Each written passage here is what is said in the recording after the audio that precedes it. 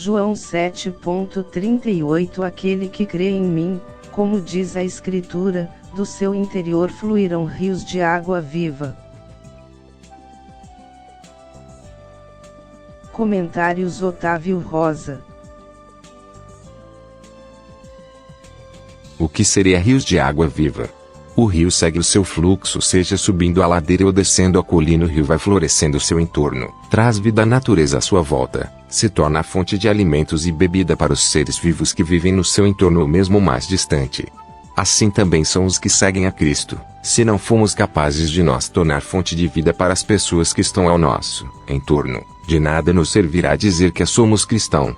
O rio não extrai da natureza ou dos seres vivos que vivem no seu entorno nada. Antes, pelo contrário, o rio se entrega em favor das coisas em seu lado. Os seguidores de Cristo também devem ser assim. Não busca a paz e seus próprios interesses, mas antes deve se dar sua vida em favor de todos que estão à sua volta, com a finalidade de que o Evangelho de Cristo possa alcançar essas vidas, pois foi assim que Cristo procedeu e assim devemos nós proceder. Cristo deu sua vida para que aquele que está à sua volta possa ter a vida eterna. Assim são os seguidores de Cristo, ou pelo menos deveria ser, fonte de vida, porque estão cheios do rio que fluir do trono de Cristo, assim como foi com os apóstolos e os primeiros cristãos até o final do século III, quando a igreja primitiva foi tomada pelo Império Romano recém-convertido. Lógico que não podemos tirar a honra que tais conversões trouxeram para a expansão do Evangelho de Cristo. Contudo, o rio de águas vivas acabaram sendo poluídas pela organização eclesiástica e pela doutrina adotada pela igreja recém-criada, e as duas que veio após essa também adotaram doutrinas que poluem o rio de águas vivas que nasce do trono de Cristo.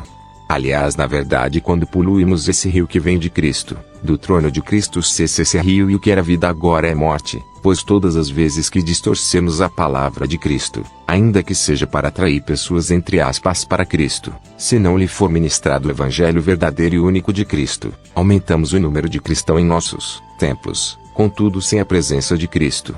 Mas Cristo é misericordioso, e entre todos nós, por meio do seu Espírito Santo, esquadrilha os corações e mentes humanas, à procura de pessoas que não deixaram ser contaminados por essas doutrinas pagãs adotadas, já que costumes religiosos de outros deuses infelizmente está presente ou criada pela igreja cristã, como o caso da teologia da prosperidade e devoção às grandes personalidades do cristianismo.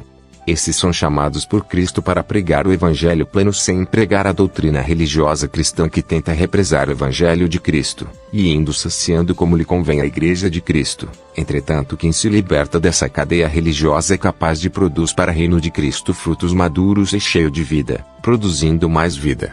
Cristo mesmo, sendo Deus, nos mostrou como devemos proceder. Prova disso são os seus apóstolos que seguiu o exemplo de Cristo, assim como a igreja primitiva e os irmãos em Cristo Jesus que vivem em um país onde a tolerância religiosa são impostas pelo Estado de Direito e não pela liberdade de escolha. Que cada um de nós possamos entender e colocar em prática o que recebemos de Cristo, pois nos dias de hoje temos intolerância aos seguidores de Cristo em muitas partes do mundo, pessoas que a única coisa que desejam é adorar a Cristo. Enquanto isso, nós com toda a liberdade que temos nos prendemos a dogmas religiosos cristãos.